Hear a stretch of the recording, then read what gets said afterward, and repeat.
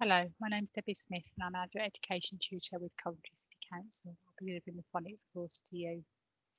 Please bear with me, things are a little bit different to how we're used to dealing with face-to-face teaching. Everything's obviously virtual at the moment. There will be some clicking between links and things, but hopefully the glitches are out the way and they should run quite smoothly.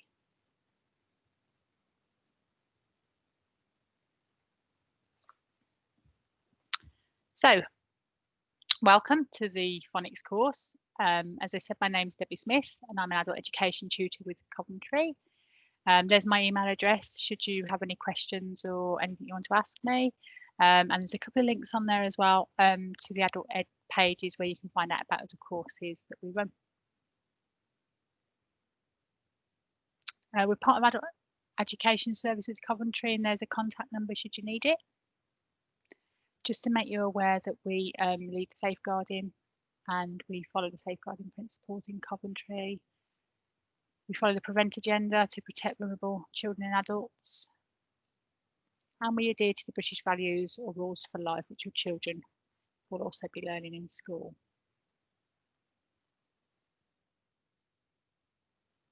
Our session objectives today. We're going to find out what letters and sounds is. We're going to think about basic reading skills, how letters and sounds is taught in school. We're going to look at phase 1 and phase 2 of letters and sounds. We'll look at some keywords. We'll look at building CVC words, first skills your children learn.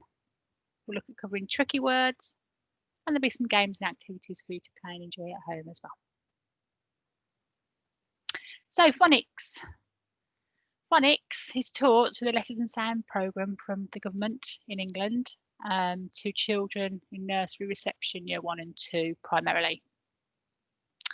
In this course, you'll find out the ways in which children are taught phonics with Letters and Sounds, the government programme, how children will learn their sounds and how to help with them at home and some activities to share as well. The Letters and Sounds document is available for you to go and look into more detail and there's a link to it at the bottom of the page. All the links that I refer to today will be emailed out to you so that you're able to have a look at anything at your own leisure. Whilst we go through the presentation, you'll see some images just to let you know what I'd like you to do with the task. So if you see the man with the speech bubble, he's having a bit of a think. So I want you to have a think about what I'm asking you. See the notepad and pencil, jot down some notes for your own reference. Little boy cupping his ear. You see him, it's a real careful listening. And the last one is to repeat back when we're practicing our sounds. So first image there for you, have a think. I want you to have a look at those, I was going to say letters, at those symbols in the middle of the page. And I want you to imagine that you don't know what they are, that you can't read, okay? What do the squiggles mean? What do you see? Do you see circles, dots, lines, zigzags, big ones, small ones? We need to think about that, how it is for children when they first start to read. It's just a blur of symbols on a page. Have a look at some of these. These are some different languages around the world that use different letters and symbols. Do you know what every single one of those says? I certainly don't. They all say the same thing in different languages. Any ideas what it might be? Take a minute to have a look. Any ideas? It's my name is. Okay, we start with Hindi at the top. We've got Polish and Korean, Swahili, Japanese, French and Dutch underneath. Okay, and this just gives us the perspective of children when they're faced with lots of symbols that don't have any obvious meaning to them when they first start to learn to read. Okay then, so how do children learn to read? What do you think? How do they learn to read? What are your memories of learning to read? Can you remember your first years in school? Do you remember any experiences at home or at the library or any playgroups or anything you might have gone to? What skills do you think you need to learn to read? Is it as simple as one day you pick up a book and you can read it? It's not quite the way I remember it. Let's have a look at that in more detail. So, thinking about skills children need to learn to read. So, you've got a book or something, they need to know where to start. Yeah, all these things will come down to experience. Child's never seen a book before, they're not going to know to treat it with care, they're not going to know how to open it, it's going to mean nothing to them, okay? Which way up? In English, we read from left to right across the page. We start at the top and work our way down to the bottom. Children won't know that unless it's modelled for them, unless they see it. Yeah. In order to read, you need to be able to see clearly. If you think there's anything at all with your child's eyesight that might be worth a check out, optician's appointments are free for children. You can put them online or in your local high street. It's definitely worth getting their eyes checked if you think there could be something going on there. They're going to need to know the letter sounds. It's great to be able to tell each symbol looks different, but if you don't know what it means, it's not going to do you much good. I have to try and remember the shapes that they can see, both of single letters and words. It helps to be able to understand the meaning. On I scoot, no time to chat. Anybody can just read words, but actually, unless you can put them together and have an idea of what it is that you're reading, comprehension, it's useless. They need to be able to interpret pictures. What can you see in the picture? What's going on? What do you think is going to happen next? It's all about using the things that you can see and decoding. It's important to have some memory skills, because if you forget every time you look at a new letter what the last one was, it makes it harder. And to be able to listen is very important, and it's one of the first skills that we tune into with letters and sounds, is teaching children to listen and to concentrate. Quite tricky with very young children, but it's something that we can build blocks together with. The link here I'm going to take you to is the Oxford Owl Reading Tree.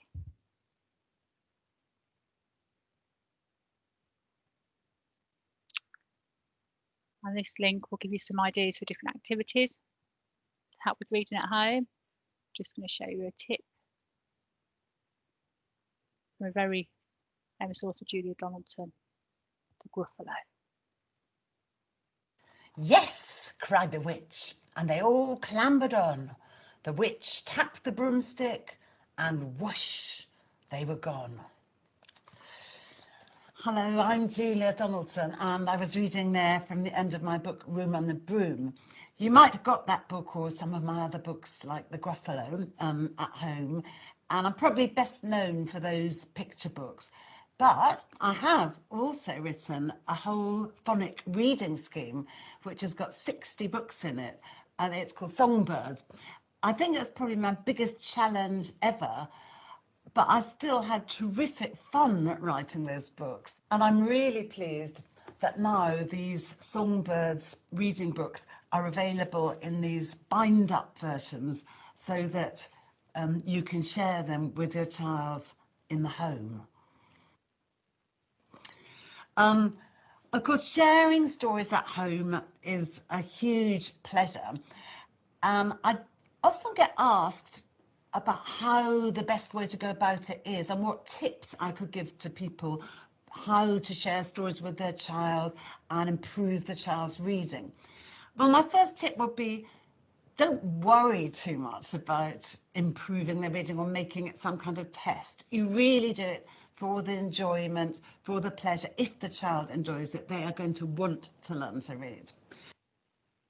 My second tip would be to try and include a number of rhyming stories. This will introduce the child to a lot of patterns and repeated sounds, like here we've got the witch had a cat and a very tall hat, long ginger hair, which she wore in a plait. So your child will start to recognise these sound patterns, which are going to be very important when they are learning to read. And then, of course, the other great thing about rhyming books is that the child just learns the books off by heart. I so often get parents saying, oh, my child can recite, one of your books. And what then happens, The child learns the book before they can read, but when they can read, they go back to that book and they realise they can decode these bits they know off by heart. They think, oh, that's how you write hat or cat or plat. So rhyming books, very good idea.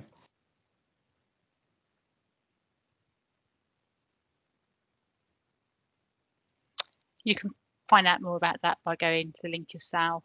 The bottom link of the page takes you to the government page where you can find out about joining your local library and where your local library is. And there's a link there as well to Bookstart, which provide free books for young children, sometimes through your community centres or your family centres, your hubs, and through your health visitors as well. So it's worth finding out what might be available. Okay, so phonics.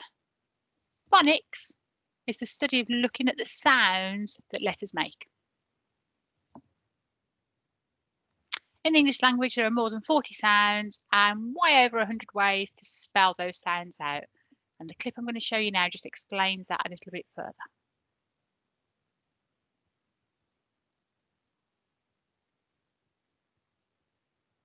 Why your child is learning to read with phonics. We'll begin with a brief explanation of the way the English language works. All words are made up of individual sounds. These sounds are merged together to form words. Cat has 3 sounds. K, a, t. Ship has 3 sounds. Sh, I, p. Light also has 3 sounds. L, I, t. The word phonics is made up of 6 sounds. F, o, n, I, k, s. We use 44 sounds to make all the words in the English language. This means we've got a problem. We've got around 44 sounds and only 26 letters. The 26 letters work singly, in pairs, and sometimes in threes to represent one sound. The word cat has 3 sounds, k, at, and 1 letter for each sound. Ship has 3 sounds, sh, ip. Sh is written with a pair of letters, then 2 single letters represent I and p. Light also has 3 sounds, ult. Is written with a single letter, the sound I with 3, and a single letter for t. Phonics is made up of 6 sounds, f, o, n, ik, s. F is written with 2 letters, and the other sounds with single letters. And we have another problem. We spell many of the 44 sounds in more than one way. Take a look at the chart here. Take the sound s. In the word sat, the sound s is spelt with s. In the word dress, it's spelt with double s. In horse, it's represented with se. In circle, it's spelt with c. And in peace, it's spelt with ce. Now let's look at the sound e. In the word sleep, the sound e is spelt with 2 e's. In happy, it's represented with a y. In dream, e is spelt with an e and an a. And in words like he, she, we, the sound e is spelt with the letter e. There are actually over 150 different ways to spell the 44 sounds. Not all of them are on this chart. This is why some children find learning to read quite tricky. It's so much less tricky in languages like Spanish. They've got 24 sounds and 26 letters. This makes learning to read Spanish very much easier. The new national curriculum ensures that all children are taught phonics systematically. Schools choose the best way to teach phonics to their pupils.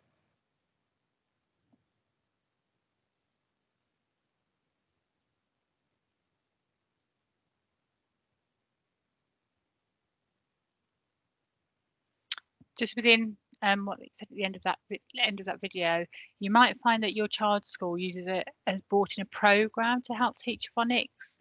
All of the programs are based on the letters and sounds guidance, but you may have Read Write Inc, you may have Jolly Phonics.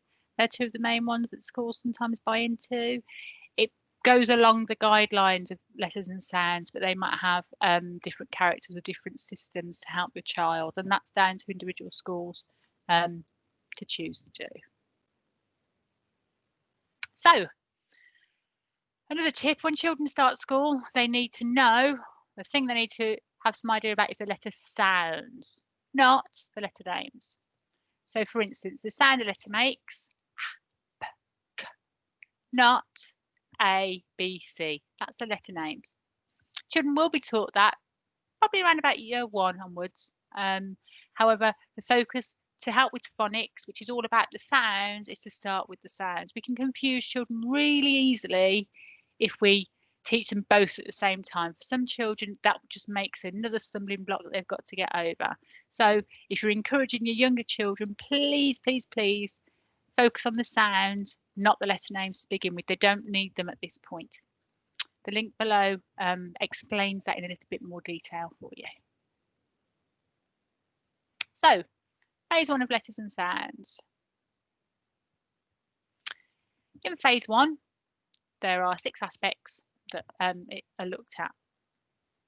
Phase 1 begins in your child's nursery preschool setting, and it's all about the listening skills. It's encouraging children to listen and speaking too, but the main focus is on listening, okay? Because before children can learn to use their phonics, can start to read and write effectively, they need to have heard all of the sounds. And this is a really important skill that we need to promote.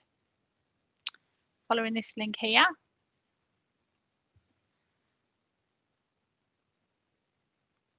I'm going to show you CBee's radio. Have a listen. This is a recent broadcast for the radio. How is it made? Do you know? Things that go up, things that go down, things that go pop, things that go round, with special cameras to show you inside. It's going to be a big surprise. But how does it work? Do you know? How is it made? Do you know? Do you know? Let's find out! Hello, this is CBee's Radio, and my name is Maddie. You're just in time. I'm about to go on a sound hunt. Who's ready to join me? Me! I am! Great. But do you know what sound we're listening for? Come on, let's find out.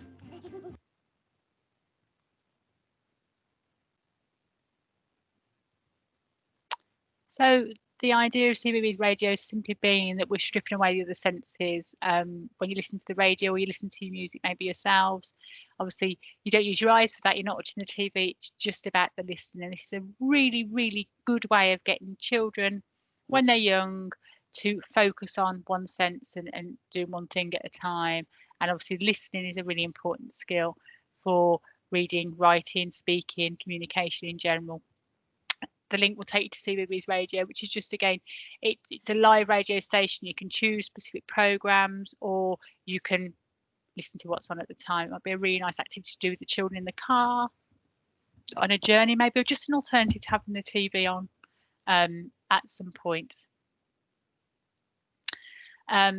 The last link that you can see at the bottom just takes you through from phase 1 to 6 and gives you a bit more of an explanation, which we'll be doing over the next few weeks. But if you wanted it in a nutshell, that might be a link that's worth having a look at too.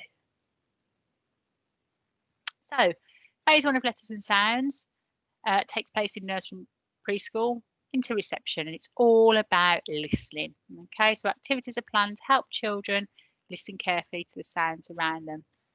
The birds in the trees, the buses driving down the street, the whistle on the playground, the sound toys they might have in the classroom. It's about getting children to listen and really, really hear these things. They go on around us all of the time, but how often do we stop and really listen to them? It's getting children to do that a little bit more.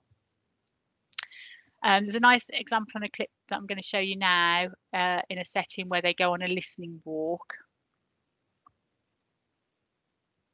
And they really, really put a lot of emphasis on the listening with the props that they use. They make some really large ears for the children to wear to help them remember what it is they're trying to do. Have a look. And now we're going to go on a very special walk. Well done, Joshua. We're going to wear our ears, our big ears that we made yesterday. Listen. Whoa! Was that a car? Yes. No, that's only bee. I heard that. You heard a... Bunny bee. You heard a bee?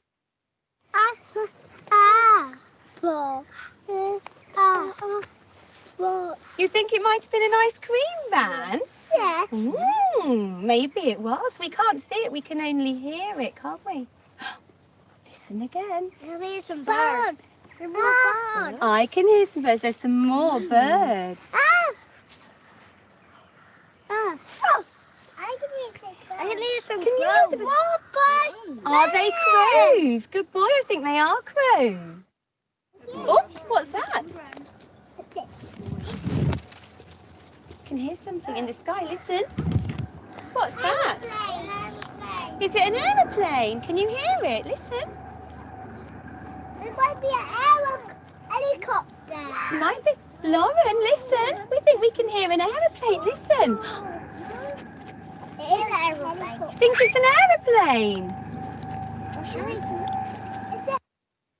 So again, just a nice example of how to get your children to listen carefully, stop, listen, let's check again, all the language, really encouraging the children to have some quiet and some really active listening. You could go on a listening walk with your children in the garden, out of the window, on the walk to school. What can you hear? Can the children notice the different car sounds? Can they tell a truck from a car? Can they tell a baby crying from a dog barking? Practice these skills. It'll be good fun. Your children will enjoy it, and it will also help them too.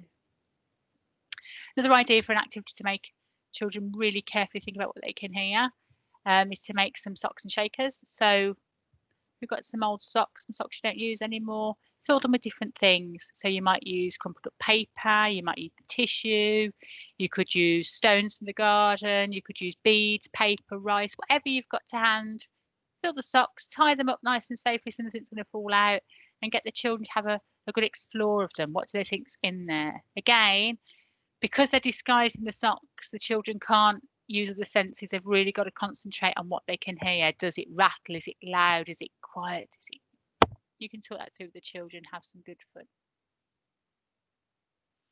Another activity, you'll quite often see these large trays in nurseries and reception settings where they have various animals or toys out for the children to play with.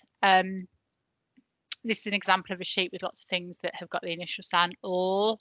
Maybe you could hide some of them. Maybe you could try and match them all up. An example of doing this at home, we've just got a cake tin. And at the moment, we've got pasta and some oats in here at the moment that we're quite fond of. So you could do a similar thing in quite a small, easy way. Get some objects, cover them over, and then you can say, right, I'm going to see what I can find. I'm going to close my eyes. So again, we're concentrating on the listening. Oh. I found something. It's got some pointy bits. It's quite small. I think it's quite hard. Right, my eye. I found, what is it? It's a dinosaur. Well done, dinosaur. What's hiding here in dinosaur? Fantastic. Right, your turn. What can you find? And it's just making that nice and fun for the children, and it makes it sensory too, because they can have a good old rummage round and they can be explorers and just have a bit of fun with that sort of game. Okay, so within phase 1, teachers teach a range of rhymes, nursery rhymes and songs. Okay, want to have a moment to think, what was your favourite nursery rhyme as a child, or perhaps the one that you like to sing with your children now? My favourite nursery rhyme still is probably Row, Row, Row Your Boat. My children like the big actions of it and fall into this river at the end and all the different verses that you can make up. We really enjoy being quite active with our nursery rhymes. Within this as well, within your children's settings, they will also read stories, short stories, rhymes, poems with the children on a regular basis to make them, to encourage them to enjoy books and have more experience with them. To improve their vocabulary. the amount of words that they've got and their confidence with stories and rhymes, and just to hook them in, get them interested from a young age, which is a really good idea for you to do at home too. I'm going to take you to a link now where some famous faces tell us a little bit about their favourite books, and let's see if you agree or if there's any new ideas here that you fancy having a try out with. The first book I ever read that really transported me to another world was The Lion, the Witch, and the Wardrobe. My favourite books of all time in the Harry Potter series. I've never experienced being so kind of engrossed in something. I didn't have an awful lot of friends, and I think I got really into the whole famous five thing. So suddenly I would transport myself into the story and I'd have loads of friends and we'd go on loads of adventures. I remember reading The Hobbit, you know, the story of this little character who goes on this epic journey. And I felt like I was being introduced into a whole new universe. And the best books do that for you. I used to read books to find out as much as I possibly could about Vikings. And I found out all sorts of extraordinary things. I used to read a lot of dinosaur books. I was absolutely fascinated by dinosaurs. In our house, we always had a copy of the Guinness Book of Records. I used to get the Guinness Book of World Records for Christmas every single year. It would always be under the tree. I would kind of always flick through it and look at a man with a big beard of bees. And I used to love it and learn a lot from it until the day I discovered The Lady with the Longest Fingernails, and I was terrified of it. I think the coolest thing about reading is when you read the book, what you're seeing in your head will be completely different to what everybody else does. You're not shown what people look like or what a place looks like. You're kind of urged to imagine it for yourself. I love books that move you, so that either move you to laugh or move you to tears, to make you cry. With a book, it's just you and this weird little code we call the printed word. You're the one who makes this thing come alive, and that is the magic of it. Tracy Beaker was definitely one of my favourite characters. I just think all of Jacqueline Wilson's female characters are really good. They've got a good attitude. That just gives you an idea of some famous people telling us about their favourite books that might hook your children or might give you some ideas of stories you'd like to read yourself too. Can you remember a favourite childhood story? Take a moment, have a think. Can you think about why you liked it? My favourite childhood story, I think, was The BFG by Roald Dahl. I loved the idea of the dreams being blown into the window to the children. I love the idea of being able to make a dream about whatever you wanted to. And that really, really, really was quite exciting to me when I was younger. Okay. Letters and sounds. So, looking at phase one, what's the role of the parent and carers? It's really important to remember that children are learning about speaking and listening and communication from even before they're actually born. Your child can hear when they're in their mummy's tummy, you know, they can hear things. They don't know what it means, but they hear the voices. So they'll hear about turn taking. Generally one person speaks at a time. They'll hear about people with high voices and low voices, loud voices and quiet voices from a very, very early age. And this continues when they're born. They'll find their parents' voices very soothing because they're used to the sound of those voices. Talking to your children from a very early stage is really important to get them used to listening, taking turns, and realizing how important communication is. What they see you do is what they'll start to do, and this will really equip them for phonics and being able to listen and speak and read and write further on. So some activities you could give a try at home. I Spy, real simple one. You can play it with initial sounds. I Spy with My Little Iceland, beginning with k, k, k, k. Cup. You can play it with colours. A slightly easier way maybe to start with. I Spy with My Little Iceland, coloured green. Green. You could have a tray of objects. You don't have to do it with everything out there. You could just pick a few objects to start with. It's green, it's the pen. Super stuff, my turn. Have a bit of fun with those sorts of games. They're great for when you're out and about, maybe in the car as well, or waiting for something at the doctor's, or they're really good just to hook your children in and give them something to think about. Singing songs and rhymes together, really, really important. Some of you know already, it's always good as well. Here's a nice link that we can go to have a look at some different rhymes that you might not know, but you could enjoy with your children. Let's have a look. This is CBeebies again, and they've got on this link some different rhymes. Here's a Jingle Bells rhyme. Let's see how this one goes.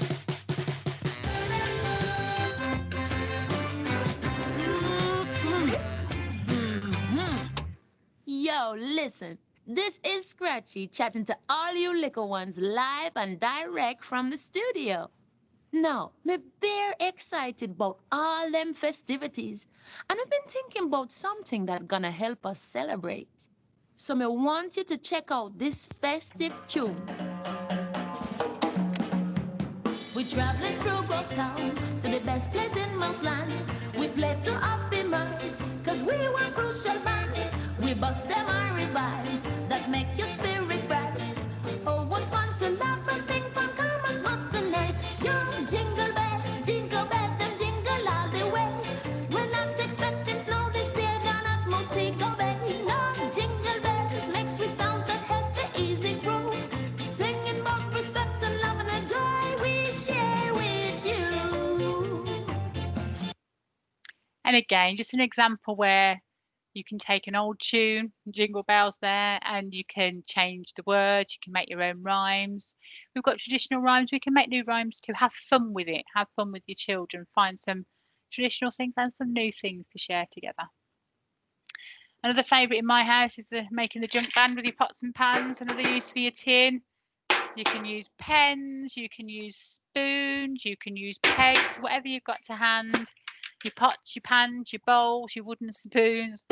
For as long as you can manage, let them have a good old bang around, make loud sounds and quiet sounds, long sounds and short sounds. Let the little ones experiment with that. Again, as already mentioned, visit your local library, share some books together. There's some really lovely stuff out there for you to borrow, which doesn't cost anything, and it's actually a really good practice for your child to get used to choosing and enjoying some books together. So that's the end of phase 1. Please give us a pause, go and take a 5-10 minute break, get up on your feet, have a stretch, walk around, a nice cup of something sweet, and I'll see you back here in a few moments.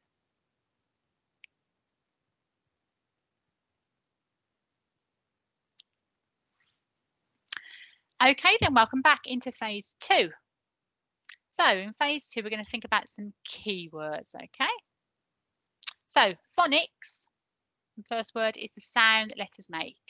So it's your a, p, k, d, e, the sounds that the letters make.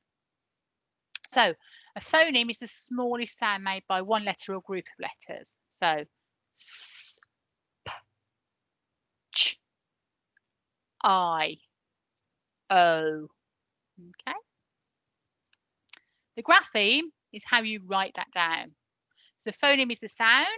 Imagine being on the phone, talking, sound. And the grapheme is how we write it. Think about graphs and bar charts. It's how we write it down. We blend. So when we blend, we put the sounds together, which makes sense if you think about blending your fruit for your smoothie, for instance. You put them together. So for instance, if we've got the sounds but at, if we were blending but at, we would push them together and make the word bat. And then to segment is to do the opposite. Okay, so we've got a word. So for instance, here we've got hat. Hat. We've got 3 sounds in hat. What are the 3 sounds in hat? Hat. At.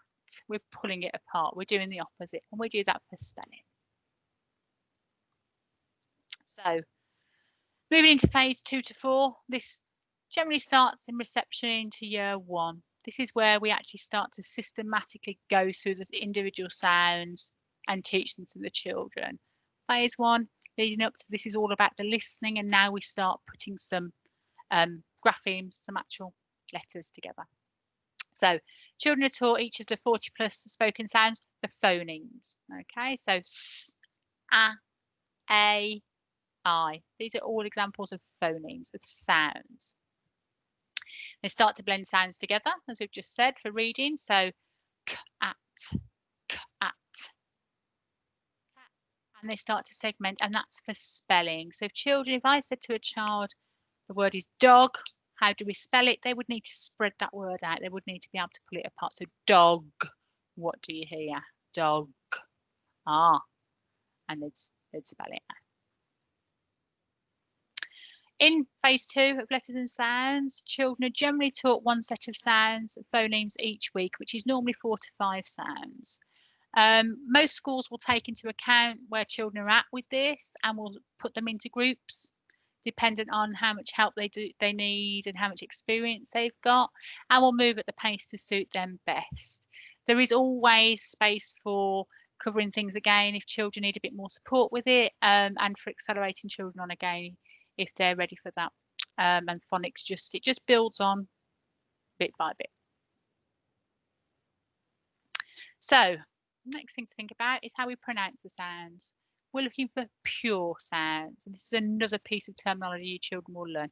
Pure sounds. Okay, we think about something being pure, we think about it being perfect. Okay, perfect pure sound. So in its best form. So for instance, if we had the word sat and we were sounding it out, we were using the sounds s, at. Okay, let's think. We would say s, at, s, at, sat, sat, and the children would be able to gradually learn to blend that using pure sounds. However, if we use the more common way of saying it, and perhaps the way that certainly I was taught to say it, we might say s, at. Have a look at the orange. S, at. S, at. S, at. S, at. Oh, that's not quite right. Okay. Pure sounds give us each phoneme, each sound very carefully, very short, making it easy to blend, to push them together. Okay. They don't have the on the end. Okay. And it's about remembering to try and make those sounds as pure as possible so that we don't confuse the children. Okay. So it's s, at, not s, at. And they do sound quite different if you listen carefully. Okay. We're going to be doing some more work on how we say those sounds as we go through the session. So let's have a look at the first 8 sounds that children are taught in letters and sounds. Okay. These are the first 8 sounds that they will be taught. Any idea why it's those sounds first? Have a look at them. Is there any order to it? Any reason why you think it might be those sounds first? Let's say them. My turn, your turn. Your turn. Ah, your turn. Your turn. Blow out the candle. Your turn. Eh, your turn. Your turn. Your turn. D, your turn. Very good. Okay. A little bit of an activity here. You need your pad and your pencil. How many words can you make using just the first 8 letters of the alphabet? So we've got A, P, K, D, E, F, G, and H. Okay, I'm going to give you 30 seconds. See how many words you can make just using those letters. Okay, ready? Go.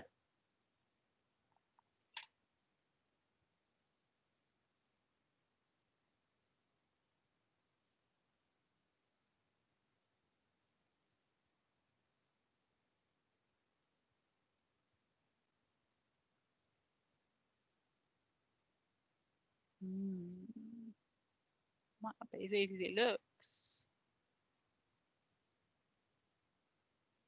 Just a couple of seconds left. Okay, stop there. How many did you get? I got 5. Okay, so first 8 letters of the alphabet, maybe not so easy. Let's try that activity again with the first 8 sounds that we're taught in letters and sounds first. Okay, so using those 8 sounds there, same activity again, 30 seconds. How many words can you make? Go.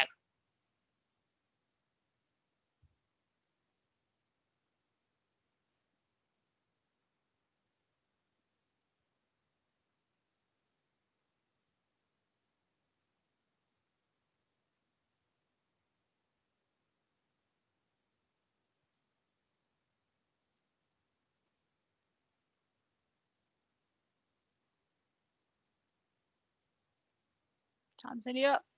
Okay, stop there, please. How many did you get this time? I got 11, so I definitely got an improvement there. And that's the whole point. The letters are taught in this way so that children can make more words straight up. It's easier to build words by starting with these letters. So, phase 2, this is what we're looking at now. Today, we're going to be looking at set 1 to 5 within phase 2. So if you look at set 1 and 2, they're the sounds that we've just been looking at, the first 8 sounds. And set 3, 4 and 5 we're going to have a look at as well now. Okay, so these are the sounds we'll be looking at today. So we'll have a bit more of your turn, my turn. I'm going to tell you the pure sound. I want you to repeat it back. And some of the signs like this, you might find that there's a double sound. So if you look at this one, we've got my turn, your turn. We've also then got the harder sound, the double sound. So my turn, your turn. If you think about the word dress, it's got quite a hard sound. If you think about the word sad, it's got a slightly softer sound. Okay, so let's do that one again. Your turn. Your turn. Let's work our way through. Ah, your turn. My turn. Your turn. My turn. Blow out that candle. Your turn. My turn. Your turn. My turn. Your turn. My turn. Your turn. Your turn. Okay, just to say that there is always going to be a tiny, tiny bit of the with some sounds. It's just about making that as short as possible. Okay, rather than d. That's the difference. Okay, so just looking at those first sounds, we're going to think about CVC words. Have you heard of that before? Let's have a look. When your child knows those first 8 sounds, they'll quickly be able to read a lot of words such as sat, man, pit, dot, nip. They're all CVC words. Okay, 3 sounds to a word, 3 phonemes. And we've got a consonant, C, a vowel, V, consonant, C. Okay, just as a reminder, the vowels, if you have a look, are A, E, I, O, and U, and the consonants are all of the other letters. Okay, the first words that we really start to make are these simple 3 sounds CVC words. Okay, so children will need to hear the phonemes, the sounds throughout words. So they'll need the initial sound, the first sound, the ending sound, and the middle sound. And quite often that's the order in which children will hear the sound. So for instance, if we were to say to a child, hut, what sounds are in the word hut? There's 3 sounds. What can you hear? Hut, hut. Quite often children will hear the t first because it's the last sound you make, hut. Okay. Then if you take your time and sound it out, hut, I'll probably hear the X. And you might have to do a bit more work with the middle sound. Hut, hut, because it's the hardest one to hear on its own. Okay. And children need to be able to separate those sounds out. Here's another example. Hat, hat. And you might have to really drag out those sounds just to make sure the children can hear them to start with until they get a bit more practiced. So if I spell you out some words, see if you can write them down for me, okay? So let's try the first one. T, I, n. T, I, n. What have you got? Tin. Super duper. Next one. T. T.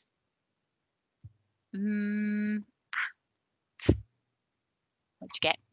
Mat. Very good. Okay, so you get the idea.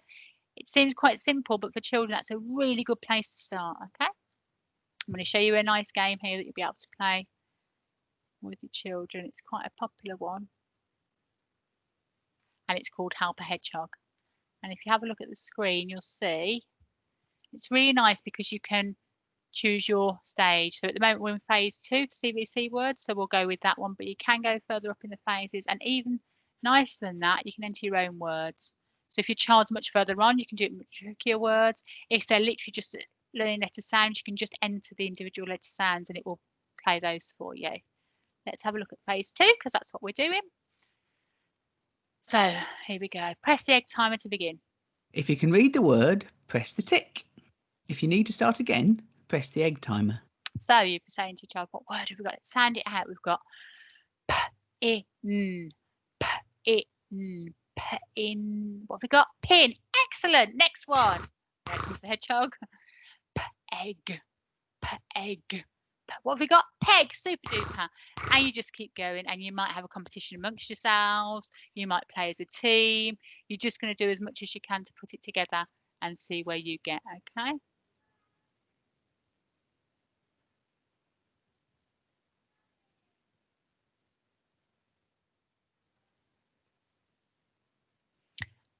Okay, next one. Let's run through the next sounds. Listening. Okay, my turn, your turn. So, g. Oh. K. Your turn. Eh. Your turn. Your turn. R. Your turn. Your turn. B. Your turn. Your turn. Oh, look at my mouse. Ooh, you get me to lick the lolly. It's not L, it's ooh. Your turn. Okay, so just using those sounds, set 1 to 5, look at all these words your children will be able to start to build. Okay, there's more, but this is just an example of some of the words that you can build using just those letters. Okay, so within just a few letters, within just a few weeks, your child can start to really build quite a set of words themselves. How's that going to feel? They're going to be gaining confidence. They're going to be able to see the point of what they're trying to do. If very quickly they can make those short CVC words and then build up to more. Okay, so the idea of the order of the letters is that we get the children being successful, being readers and writers with phonics really early on, so they can see the point. It motivates them and it keeps things going, which is really important. Okay, so these are the sounds on this sound mat here that you can see that we've looked at. And building on from that, using some of these sounds, the children can start to make captions. They're parts of sentences, okay? So again, as well as single words, they can build up a bit more with these sounds. And that again will make them feel very successful and make you probably quite proud as well, I imagine. It's just about working on it, okay? By starting with a few real key sounds, phonemes, you can build up, which is really important. Alongside that, in each phase, there'll be a list of tricky words. Now, tricky words are words that don't follow the pattern, so you can't sound these out in the same way. They're words the children have to learn. Sometimes they're called keywords. Sometimes they have different names, but tricky words is how letters and sounds refer to them, okay? They're the words your children might have to learn as sight vocabulary. They're words that just have to learn what they are because they don't follow patterns. So in phase 2, the words are the, to, I, know, and go. And these are built on in each phase, okay? Here's a nice game that will be emailed out to you with everything else. It's a nice track game. So I'll also make sure there's some counters and dice net that you'll be able to cut out and make yourself in case you don't have those at home. You just literally roll the dice, work your way around the board, have a go sounding out the word, spelling the words, what does the word say, and see who gets to finish first. Okay, a nice game. Children with those first sounds. This sheet will also be emailed out to you. It's got some home learning challenges on.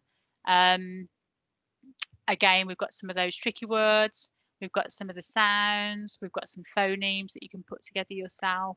Just some nice active activities that you can do together that you will enjoy, maybe with other brothers and sisters and family members as well, if you've got that opportunity. So, some games that you could have a go at playing. Another nice game. Have you got a bag of some sort of shopping bag? This is an old toy bag. Maybe you've got a pillowcase you could use. Okay, put some objects in there that the children might know what they are and have a go at the objects game. So, oh, my turn. Oh, I'm going to close my, that's interesting. Oh, what should I go for? I think, I like this one. Oh, I'm going to go for this one. This one feels quite smooth. and it's got some round edges to it. Oh, what have I got? What have I got? What's Mummy found? What is it? It's an egg. Wow, good sound. Egg. What sounds can you hear? What's the initial sound in egg? Egg. Egg. Brilliant. Good stuff. Can you hear any other sounds? Egg. There's G in there too. You megastar. Right, your turn. What can you find? And just having a bit of fun with the children in that way. I suppose we talked about before. You can do it in the same way with initial sounds. And we've got some nice online games and resources as well. Another one I'd just like to show you at this point. Did you beat your last score? Hedgehog's still talking to us.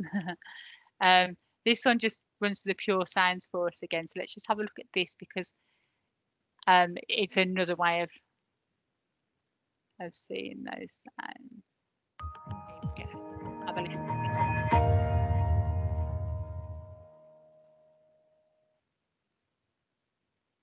When teaching your child the speed sounds, it's very important that you don't add an onto the end of consonant sounds. Say not m, f, not f, and not l.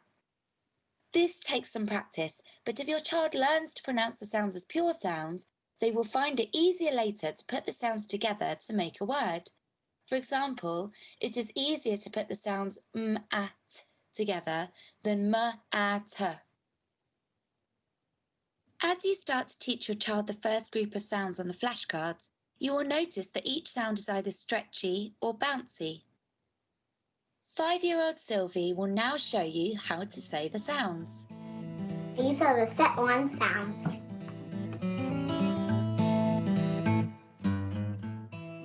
These are the stretchy sounds.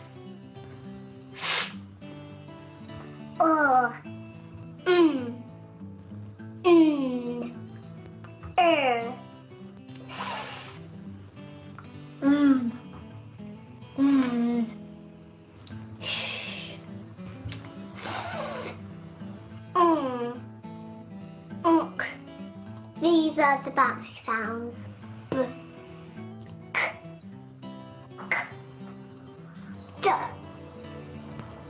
k, d, g, h, j, p, qu,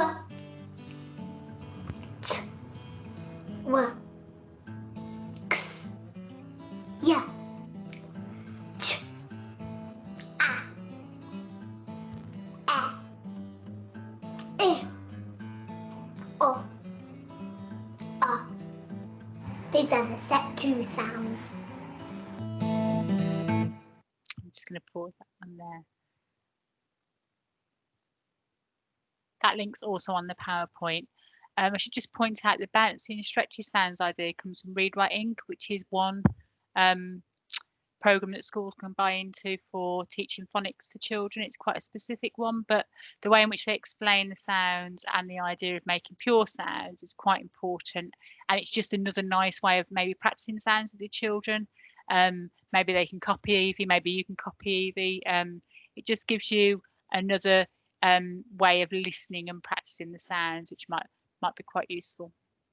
There are 3 different sites here with links to, which would be useful for you to have a look at and follow from the email I send to you as well. And this has got some really nice phase 2 games as well, which are worth exploring and having a look through yourselves. Another thing just to mention, the Take 10 initiative from the Literacy Trust, the idea being how crucial it is to just take 10 minutes of a day to read each day. It could be a bedtime story with your child, it could be their reading things from school, it could be you reading your book to your very young children, reading on the bus, reading a leaflet, whatever you can find. It's just about trying to build reading into every day to make children realise just how important it is. And remember, the experience they see, they will copy. So if they see you reading and you enjoying to read, it will really help them to do so as well. So that's the main content for this week. What's next week? We're going to carry on with phase 2 sounds. There's a few more to go into.